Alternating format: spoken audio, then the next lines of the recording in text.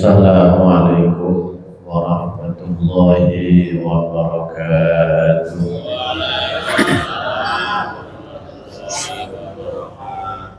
Bismillahirrahmanirrahim. Alhamdulillahi rabbil alamin. Wa bihi nasta'inu ala umuri dunya waddin. Wassalatu wassalamu ala asyrafil anbiya'i wal mursalin Sayyidina wa maulana Muhammadin sallallahu alaihi wasallam wa ala alihi wa sahbihi ajma'in. Rabbi shrah li sadri wa yassir li amri wahlul 'uqdatam min lisani yafqahu qawli. Amma ba'du. Para jamaah Masjid Al-Jihad yang dimuliakan oleh Allah, bapak-bapak, ibu-ibu, dan adik-adik sekalian, rahimakumullah. Mari kita awali dengan mengucapkan rasa syukur kehadiran Allah Subhanahu wa Ta'ala, karena pagi hari ini kita masih diberikan kenikmatan, diberikan kesempatan, diberikan kesehatan, sehingga bisa hadir dalam rutinitas kita Coffee Morning. Mudah-mudahan kehadiran kita semua, rutinitas kita selalu mendapatkan ridha Allah Subhanahu wa Ta'ala. Shalawat ma'asalam, mari kita limpahkan kepada junjungan kita Nabi Muhammad sallallahu alaihi wasallam, dengan harapan mudah-mudahan nanti di yaumul qiyamah kita mendapatkan syafaatnya, mendapatkan pertolongan dari junjungan kita Nabi Muhammad sallallahu alaihi wasallam. Hadirin wal hadirat rahimakumullah, menyambung dari Rabu kemarin, sahabat Abu Bakar As-Siddiq mengatakan,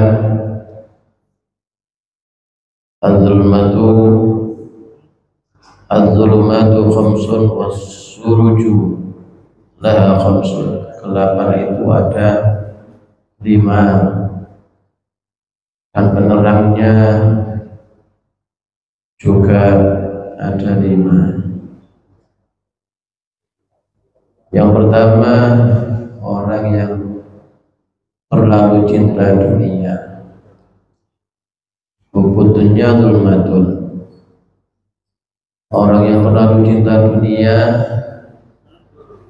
akan selalu melakukan apa-apa yang diinginkan walaupun itu dilarang oleh Allah Subhanahu wa Ta'ala. Yang kedua, wadzammu zulmatun wassiraju lahu ataba. Yang kedua adalah perbuatan dosa,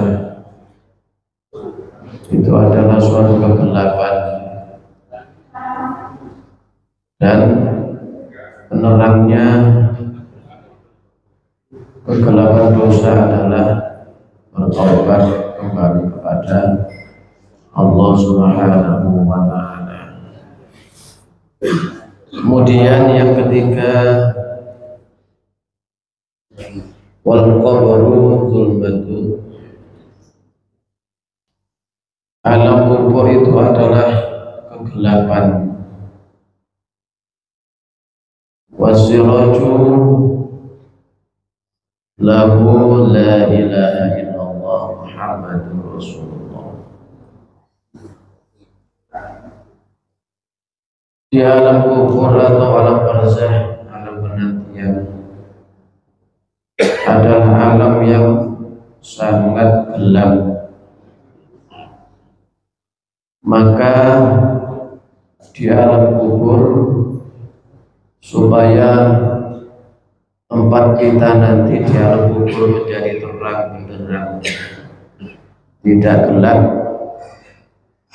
yaitu dengan kalimat la ilaha illallah Muhammadur Rasulullah.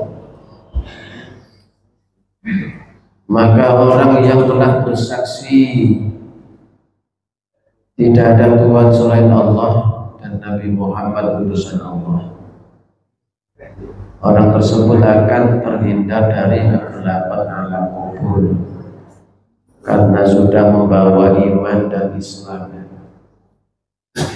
Sebagaimana Rasulullah Shallallahu Alaihi Wasallam bersabda, Inna Allah Ta'ala harrama 'alan nar man qala la ilaha illallah yabtawi biha wajh Allah Ta'ala.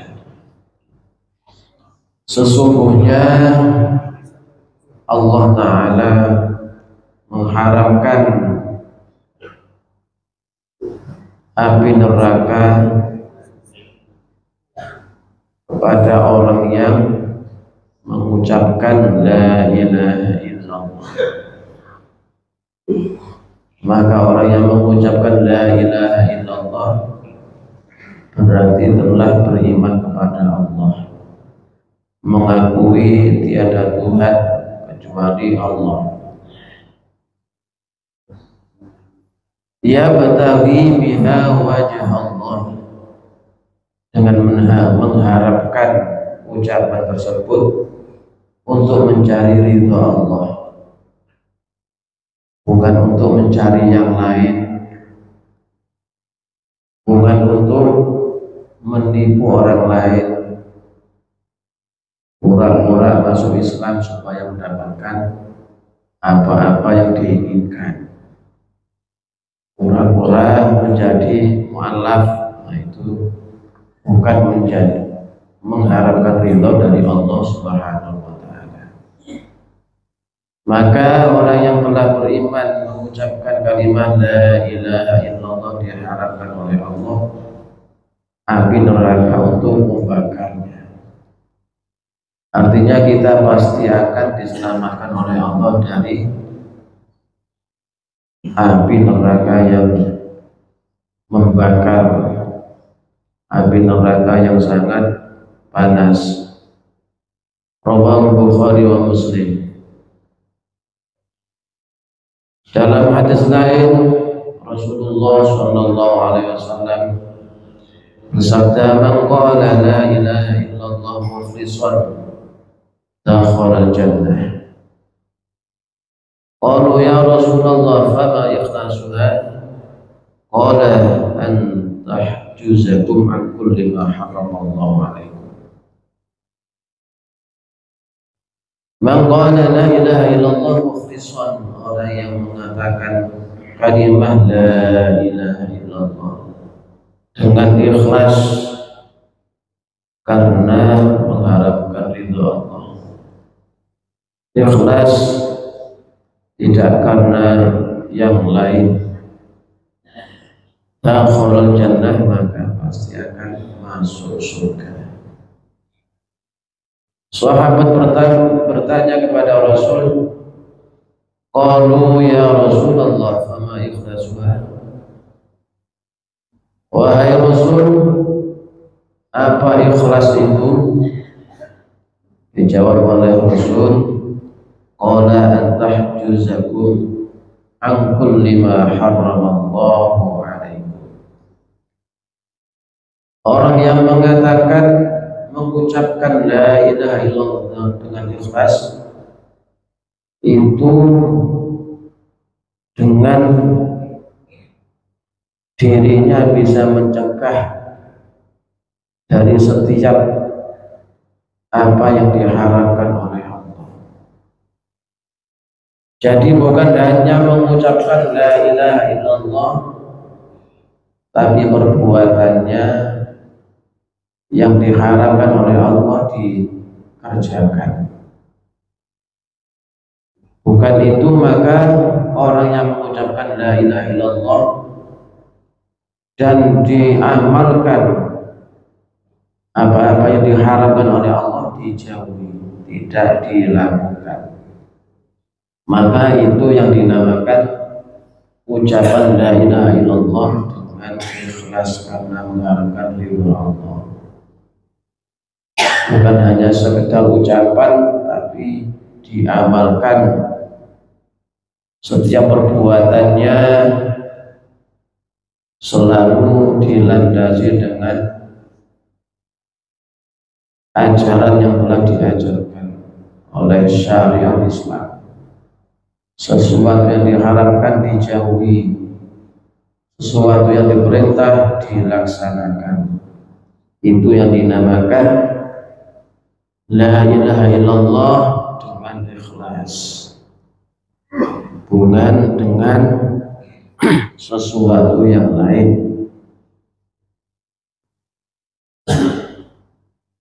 Sebagian ulama mengatakan ila sab'atu asya tunawwirul qabr. Apa yang bisa menerangi alam kubur? Itu ulama membagi dengan 7 perkara yang bisa menerangi alam kubur. Awwaluha al-ikhlasu fil ibadah. Yang bisa menerangi alam kubur pertama adalah ikhlas dalam beribadah.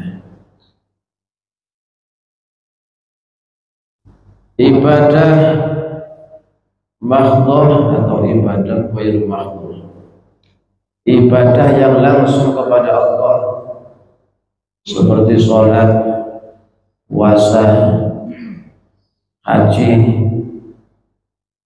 itu ibadah yang langsung kepada Allah dengan ikhlas, bukan dengan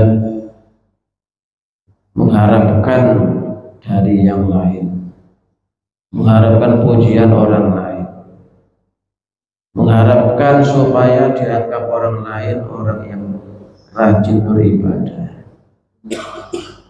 Maka ibadah yang ikhlas ini bisa menerangi alam kubur. Yang kedua, birrul walidain. Orang yang selalu berbuat baik kepada kedua orang tua, ini bisa menerangi alam kubur. Orang yang berani atau yang menyakiti orang tua akan gelap di dalam alam kuburnya, tidak akan terang, tidak akan ada penerangan orang yang selalu menyakiti orang tua. Jadi harus selalu berbakti, selalu berbuat baik kepada kedua orang tua. Yang ketiga, watsalitsu silaturrahim. Yang bisa menerangi alam kubur yaitu menjalin ukhuwah basyariyah, ukhuwah islamiyah, menjalin persaudaraan, menjalin kerukunan di dalam pergaulan sesama manusia, tidak memutus hubungan persaudaraan. Silaturahim, selalu berhubungan baik kepada sesama. Kemudian yang keempat, warabi'u alla yudayyi'a umrahu fil ma'siyah. Tidak menyia-nyiakan umurnya untuk berbuat maksiat. Jadi mumpung masih ada umur, kita gunakan sebaik mungkin umur kita, sebaik mungkin untuk melaksanakan perintah Allah, tidak disia-siakan melakukan maksiat, karena kematian tidak akan menunggu kita sakit. Maka persiapkan umur kita untuk selalu digunakan perbuatan yang bermanfaat, tidak disia-siakan melakukan maksiat. Wal khamisu alla yattabi'a hawahu. Penerangan kubur yang kelima adalah tidak mengikuti hawa nafsu, karena hawa nafsu selalu mengajak kepada keburukan. Hawa nafsu selalu mengajak kejelekan. Maka kita harus selalu mencegah hawa nafsu kita yang tidak diperintahkan oleh Allah, yang selalu mengajak keburukan. Wasadisu ayyajtahida fit ta'ah, selalu bersungguh-sungguh di dalam taat kepada Allah, di dalam menjalankan perintah Allah. Kita harus bersungguh-sungguh. Ini bisa menerangi alam kubur kita, tidak bermalas-malasan. Ketika mengaji selalu rajin, ketika mencari ilmu selalu tidak malas, maka harus bersungguh-sungguh dalam taat kepada Allah. Wasabihu ayyaktsura dzikrullah, yang bisa menerangi alam kubur yaitu selalu berzikir kepada Allah. Selalu dimanapun kita berada ingat kepada Allah, baik zikir lisan maupun zikir hati. Zikir hati adalah hati kita selalu ingat kepada Allah dimanapun kita berada, agar kita selalu dibimbing oleh Allah, dijauhkan dari segala yang bermaksiat, dijauhkan dari segala yang dilarang oleh Allah, karena hati kita selalu ingat kepada Allah Subhanahu wa ta'ala. Hadirin jamaah rahimakumullah, kemudian kegelapan yang ketujuh, wal akhiratu zulmatun wasiraju laha al-amal shalih. Kegelapan yang keenam adalah akhirat, hari akhir. Hari akhirat itu adalah hari yang penuh dengan kegelapan, karena di akhirat dikathratil ahwali,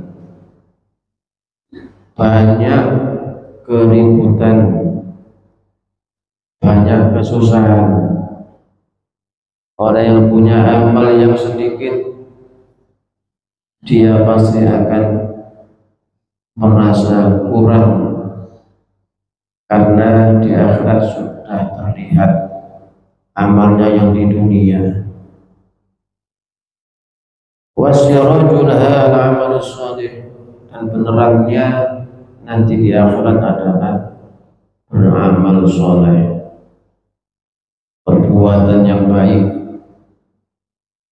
perbuatan yang selalu bermanfaat kepada sama. Ini bisa menerangi nanti kita di akhirat. Orang yang pernah kita tolong nanti pasti akan membantu di sana. Orang yang pernah kita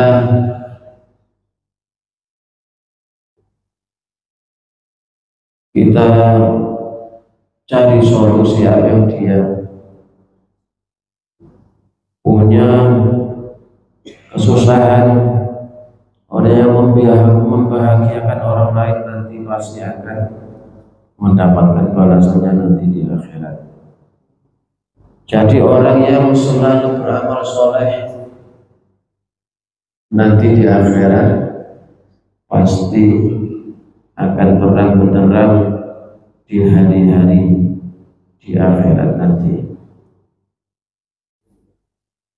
Kemudian yang ketujuh, wasyiratu zulmatun wasyiratul yakin. Nanti di akhirat itu ada jembatan Shiratal Mustaqim. Jembatan itu adalah suatu kegelapan dan penerangnya adalah al-yakin, yaitu menyatakan kebenaran adanya hari akhirat, adanya Shiratal Mustaqim. Kita harus yakin nanti ada. Kita tidak boleh ragu adanya nanti Shiratal Mustaqim. Kita pasti akan melewati Shiratal Mustaqim. Maka itu harus kita yakini, tidak boleh kita ragu adanya Shiratal Mustaqim.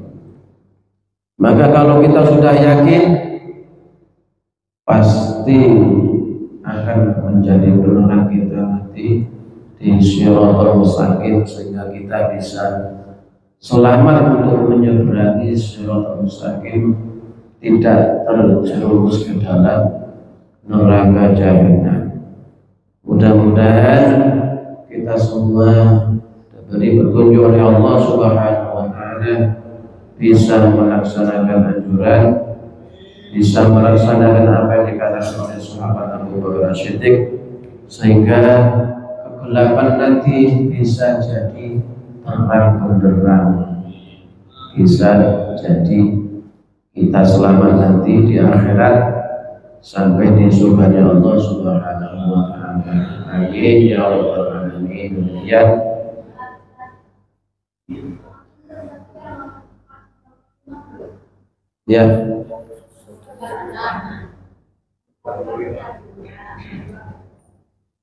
Yang ketiga,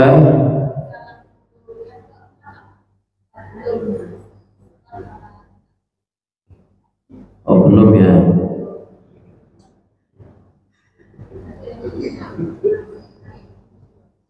Yang pertama adalah hubud dunia. Yang kedua, perbuatan dosa. Yang ketiga, alam kubur. Yang keempat, akhirat.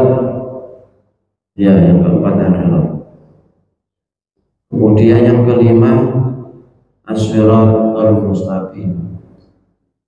Sudah ya, hubud dunia, perbuatan dosa, alam kubur, dan akhirat, kemudian siratal mustaqim. Dari lima itu adalah semua kegelapan dan penerangnya. Mudah-mudahan kita diselamatkan oleh Allah Subhanahu wa Ta'ala. Demikian, sudah. Kurang lebihnya mohon maaf. Wassalamualaikum warahmatullahi wabarakatuh.